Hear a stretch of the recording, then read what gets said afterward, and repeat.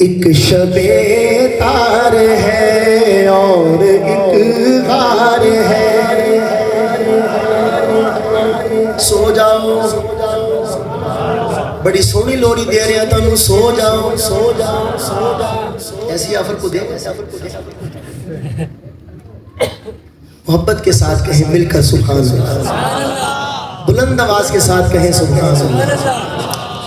ایک شب تار ہے اور ایک غار ہے، اور اس غار میں، اور اس غار میں ایک سچا ہے اور ایک سچائی ہے، ایک سچا ہے اور ایک سچائی ہے، ایک محبت ہے اور ایک حبدار ہے۔ مولانا زبیر صاحب کلام آپ نے مشکل شروع کروا دیا، ہن میں کی کرا، پھنس گئی جان شکنجے اندر، لیکن مشکل ہے نہیں، غار کا واقعہ ہے چھوٹا سا، اس کے ارد گرد یہ سارا کلام گھومتا ہے۔ شاعر کے دیکھنے کا انداز عام آدمی سے ذرا ہٹ کے ہوتا ہے، تو شاعر نے اس واقعے کو کس نظر سے دیکھا اور کیا کیا وہاں سے مفاہیم اور مضمون نکالے اور اس آزاد نظم کے اندر بیان کیے، تو کوشش کروں گا کہ ذرا آسان انداز میں پڑھوں، لیکن آپ اس کو اس طرح نہ سنیں جیسے پشتو پڑھی جا رہی ہے، پوری طرح جاگ کر پوری محبت کے ساتھ۔ ایک شب تار ہے اور ایک غار ہے، اور اس غار میں ایک سچا ہے اور اب شاعر کیسا موڑ کاٹتا ہے، آپ تو شاعر ہے نا، یعنی یہ کہا جائے دو بندوں کے بارے میں پوچھا جائے کہ یار وہ دو بندے کیسے ہیں، تو کہ یار ایک تو ان میں سے سچا ہے، تو اگلا مفہوم کیا ہونا چاہیے، لیکن شاعر یہاں پہ اپنا ایک عجیب تخیل پیش کرتا ہے، وہ کہتا ہے ایک سچا ہے اور ایک سچائی ہے،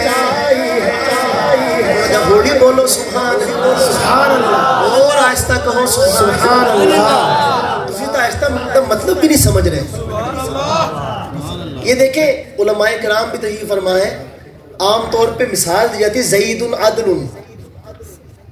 دیتے ہیں نا مثال، یعنی زید عدل کرتے کرتے جب اس مقام پہ پہنچ جائے کہ اب اس کا دیکھنا، بولنا، کام کرنا ہر چیز سے عدل ٹپکے، یعنی سراپا عدل بن جائے، تو کہتے ہیں زید عادل نہیں ہے، زید تو عدل ہے، سراپا عدل ہے۔ تو شاعر نے کہا ایک سچا ہے اور ایک سچائی ہے، ایک محبت ہے اور ایک حبدار ہے، میرے اعتماد پہ کہہ دو سبحان اللہ، نام ہی سمجھ آئے پھر بھی بولو سبحان اللہ۔ ایک سچا ہے اور ایک سچائی ہے، ایک محبت ہے اور ایک حبدار ہے، بے پناہ پیار ہے، بے پناہ پیار ہے، بے پناہ پیار ہے، بے پناہ پیار ہے، بے پناہ پیار ہے، بے پناہ پیار ہے، کس پہ شاہد، توجہ، کس پہ شاہد ہے نورانی فرمان بھی، رب کا قرآن بھی، رب کا قرآن بھی، بے پناہ پیار ہے، بے پناہ پیار ہے، بے پناہ پیار ہے، بے پناہ پیار ہے، بے پناہ پیار ہے۔ میری طرف دیکھنا ذرا، میری طرف، زانو میں یار پر اللہ، پتہ ہوں سبحان اللہ کہنے والے بندے بھی صحیح والوں نال لے کے آنا، ਤੁਹਾਨੂੰ ਤਕਲੀਫ ਨਾ ਦਿੰਦੀ, ਲੇਕਿਨ ਹੁਣ ਮਜਬੂਰੀ ਹੈ, ਹੁਣ ਤੁਹਾਨੂੰ ਕਹਿਣਾ ਪੈਣਾ। ਜ਼ਰਾ ਮਿਲ ਕੇ ਬੋਲੋ ਸੁਭਾਨ ਅੱਲਾਹ, ਬੋਲੋ ਸੁਭਾਨ ਅੱਲਾਹ, ਬੋਲੋ ਸੁਭਾਨ ਅੱਲਾਹ, ਬੋਲੋ ਸੁਭਾਨ ਅੱਲਾਹ।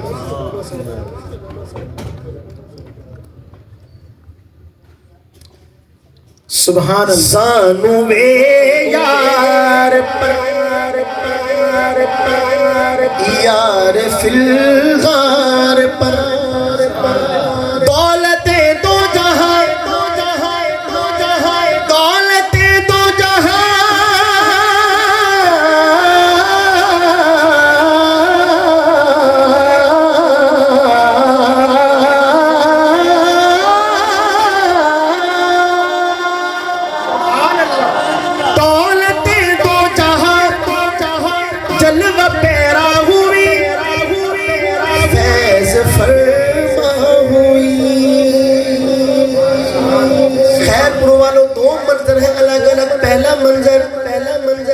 معراج کی رات عرش معلیٰ پہ جا کے سرکار دو عالم نے جو جلوے اللہ تعالیٰ کے دیکھے وہ کسی اور نے نہیں دیکھے۔ اور اگلی بات تھی پوری کرنٹ والی سبحان اللہ، بے نہیں اسی طرح ہجرت کی رات غار کے اندر صدیق اکبر نے جو جلوے سرکار دو عالم کے دیکھے وہ کسی اور نے نہیں دیکھے۔ گود میں رکھا ہوا ہے سر، دیدار کر رہے ہیں ان آنکھوں کا جو اللہ کا دیدار کر کے آئی ہیں۔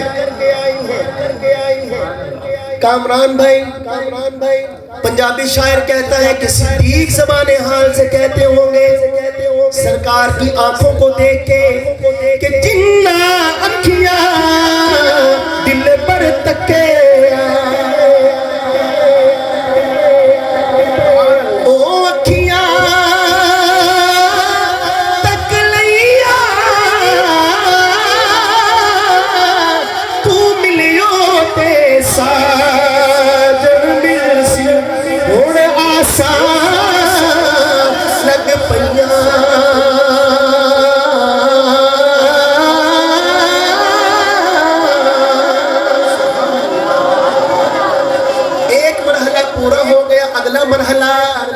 لیکن اس غار کے کونے خدیرے میں موجود ایک سانپ سے توڑے سر حلام کو بھی قربان بات سبحان اللہ کہہ کے دل جیتے کئی سر ہی ایسا ہلاتے ہیں، لیکن اس غار کے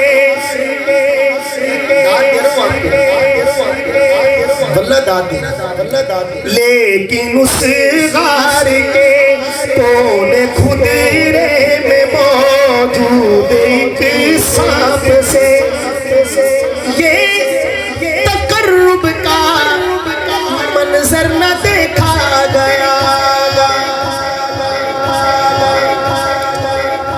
کسے کہتے ہیں تقرب؟ میاں صاحب کہتے ہیں ہجر تیرا جے پانی منگے تے میں کھونے نہ دے گیڑا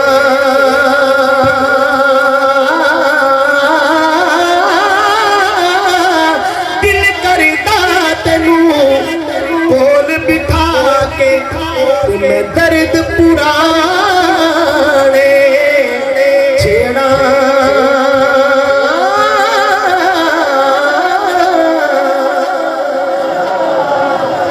کسے کہتے ہیں تقرب؟ سپڑی در ماہی ملی تے میں گلی وچ پانی باوا تے ڈر دی ماری اکھ نہ کھولا کتے پھر بچھڑے نہ جاواں۔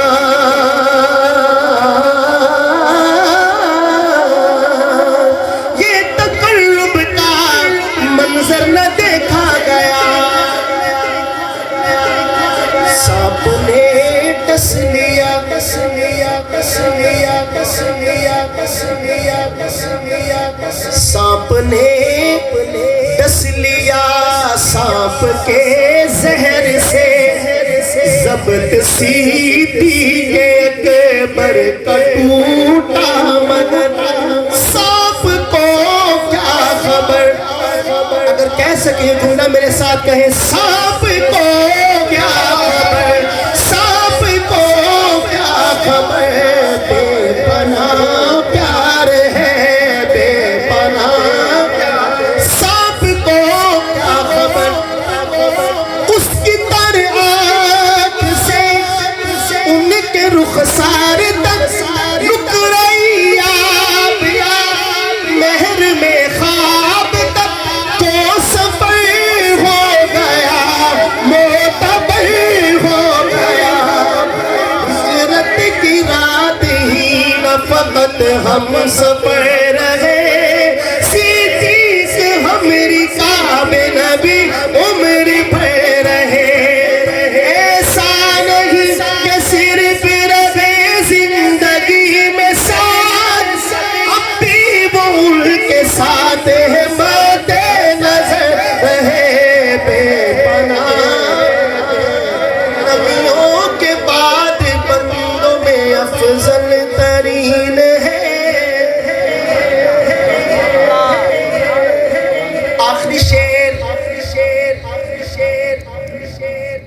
ये जो खुलफाए राशिदीन है चारों, तरतीब तो आपको मालूम है ना इनकी, लेकिन इनमें से जो सैयदना अली हैं वो जानशीन है हजरत सैयदना उस्मान के, और उस्मान जानशीन है हजरत सैयदना उमर के, उमर जानशीन है सैयदना सिद्दीक़ अकबर के रिज़वानुल्लाहि अलैहिम अजमाइन। लेकिन सवाल ये है ए अहले फ़िक्र नज़र कि हज़रत सिद्दीक़ अकबर किसके जानशीन है? सुभान अल्लाह। सोच ले थोड़ा सा, टाइम है आप लोगों को खुला। मौलाना साहब जब तक नहीं आए आप बैठे हैं, सोच ले किसके जानशीन है। हालांकि तरतीब तो ये थी कि कुल्लमा हलक नबीयुन खलफहु नबी, कि जब भी नबी दुनिया से जाता था तो उसका जानशीन कौन बनता था? नबी बनता था। ये सरकार का फरमान। लेकिन आपने फरमाया अना खातमुन नबिय्यीन ला नबी बाद, मैं आखिरी नबी हूँ, मेरे बाद कोई नबी नहीं। तो सरकार का जानशीन कौन होगा? कैसी शख्सियत होगी? और आप सुनते हैं ये बात कि अल्लाह ताला फरमाते हैं अल्हम्दुलिल्लाहि रब्बिल आलमीन, और फरमाते हैं वमा अरसलनाका इल्ला रहमतल लिल आलमीन। तो उलमा इससे जुमला निकालते हैं और फरमाते हैं जहाँ जहाँ तक खुदा की खुदाई है वहाँ वहाँ तक मुस्तफ़ा की। तो एक तालिब इल्म होने के नाते मैं आपसे ये अर्ज़ करूँ तो नाराज़ ना होना कि जहाँ जहाँ तक मुस्तफ़ा की मुस्तफ़ाई है वहाँ वहाँ तक सिद्दीक़ अकबर जानशीने पैगंबर है। इतनी है। और अगला जो आ रहा है मिसरा, पूरी मनक़बत का अगर ये आप तो जानते हैं इस बात को कि बाज़ दफ़ा एक मिसरा इतना वज़नी होता है कि कई कलामों पे भारी होता है। वो बल्कि एक लतीफ़ा भी है कि वो शेर कहा था, गालिबन मीर ने कहा था कि तुम मेरे पास होते हो गोया जब कोई दूसरा नहीं होता। बड़ा अच्छा शेर था। तो गालिब ने कहा कि तुम ये मेरा पूरा दीवान ले लो, ये शेर मुझे दे दो। तो एक बंदा सुना रहा था ज़ौक़ बनाने के लिए, लेकिन जिसको सुना रहा था वो आगे कारोबारी बंदा था, बिजनेस माइंडेड। तो कहने लगा फिर सौदा होया कि नहीं? कहा नहीं सौदा नहीं हो सका, क्योंकि उन्हें 1.5 दीवान मांग लिया। तो पूरा होने तो पहले गालिब साहब दुनिया तो से सौदा नहीं हो सके। तो बाद दफ़ा एक मिसरा जो होता है वो कई कलामों पे भारी होता है, पर दूसरा मिसरा वही है मोहब्बत के साथ। इससे ज़्यादा मैं क्या बात करूं। नबियों के बाद बंदों में अफजल तरीन